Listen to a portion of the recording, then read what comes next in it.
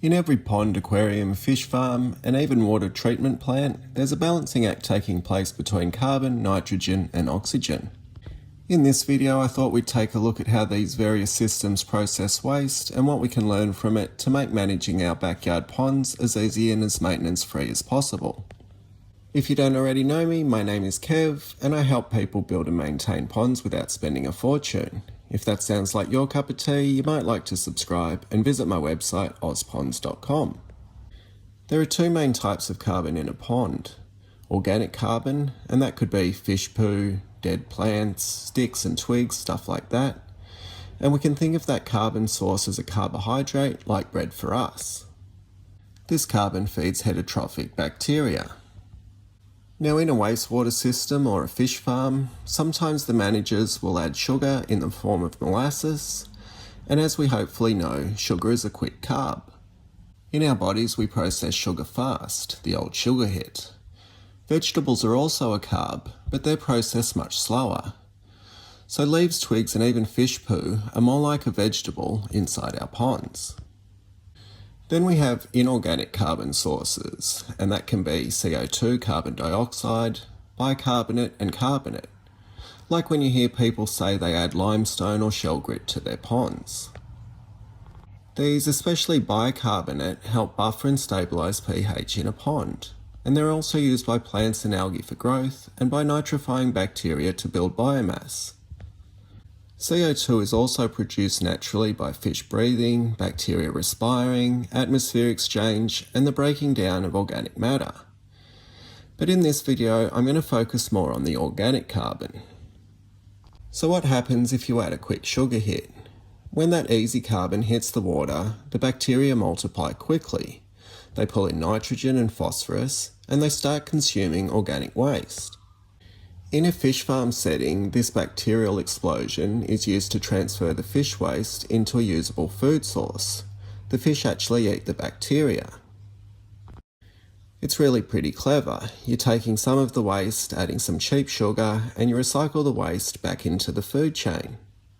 So right now you're probably saying, this is awesome, what's the catch?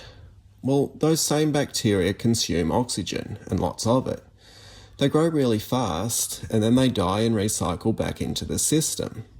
So you can end up with cloudy blooms, oxygen drops, and instability if you push it too far.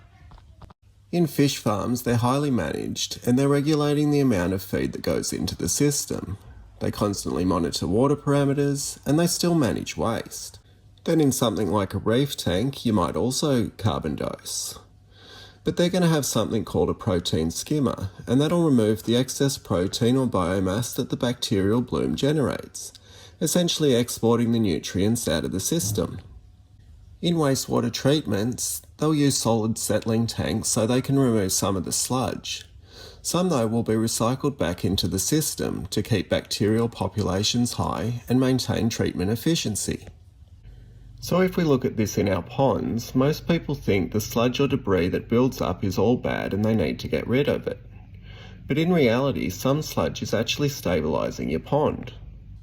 A mature pond has a build-up of microbial life, it has stored nutrients, and it has a ready built-in buffer system.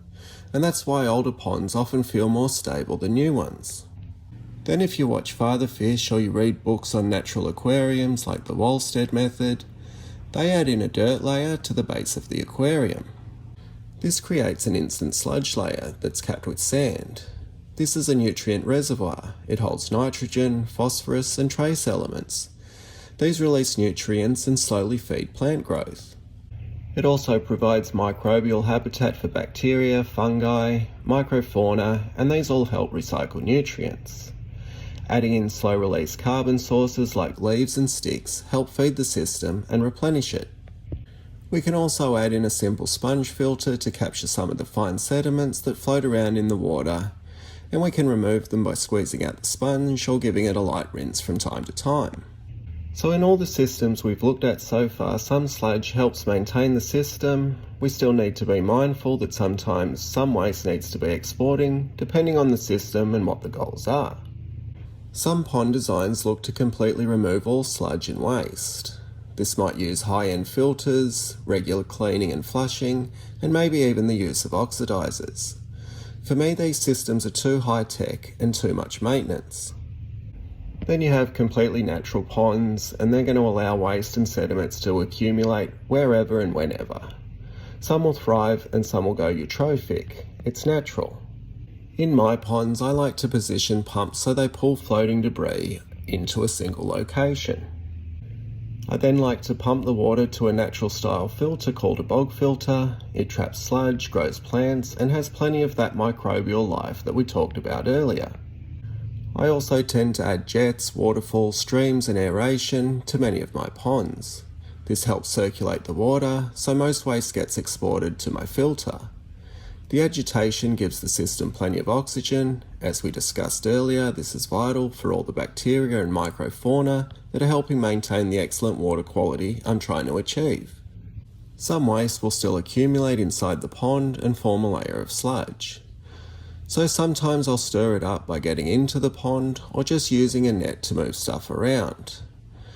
That moves the trapped waste along to the filters, and then once a year or so, I'll backflush the bog filter and remove what's built up. For me, this approach is simple to set up, simple to maintain, and it gives me great water quality and clarity. So as you can see, there's many ways to filter water, but in all these systems, there's a relationship between bacteria, oxygen, and waste processing.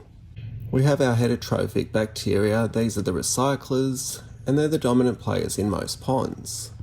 They break down organic material, that's your sludge, your leaves, your fish waste, and convert complex carbon into simpler compounds. They have a rapid growth when the food's available. They need that organic carbon as an energy source, and they need oxygen most of the time.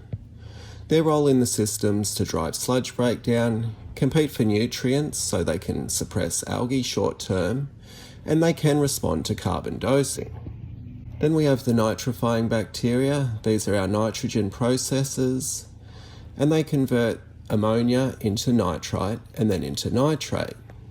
To thrive, they need oxygen, surface area, and time to grow. And their roles to detoxify the ammonia, which is critical for fish health, and they stabilise the water quality. Next we have denitrifying bacteria.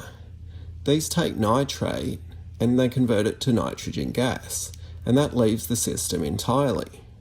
These thrive in low oxygen conditions, and they still need a carbon source. So they live down in the deep sludge layers, or maybe even in parts of your bog filter, or in compact substrates. This is one of the only true nutrient export pathways in a natural system. You might think plants do it, but they tend to break down inside the pond unless we actually remove them. Therefore, they're really resupplying nutrient back into the pond. I should give an honourable mention to cyanobacteria. These often get lumped into the conversation. But they do a few things. They photosynthesize, and they can fix nitrogen in some cases. They often get a bad rap because they can become harmful blooms. But I think for this video I'll leave them alone, as well as plants and deep substrates. I feel like I've babbled on enough. If you got this far in the video and you want me to do a video on cyanobacteria, plants and deep substrate layers in a pond, let me know in the comments. Plus feel free to pick on me for any mistakes I've made so far. But basically, in the way that I like to design a pond, we're creating habitats and zones that allow all these natural processes to take place. We still have pumps and agitation to move waste and create an abundance of oxygen inside the system. We also have filters that collect waste, can be left alone for long periods of time, but are easy to clean when the need arises. And that's pretty much all I want from my ponds, something that's easy and looks nice. If you're the same, then you might like my Pond Formulas blueprint. It contains all the steps I take to design my ponds. It's helped people all over the world, and it's on the Ozponds website if you're interested. But anyway, I hope this video was interesting or helpful, maybe even both. If it was, tickle the thumbs up button for me.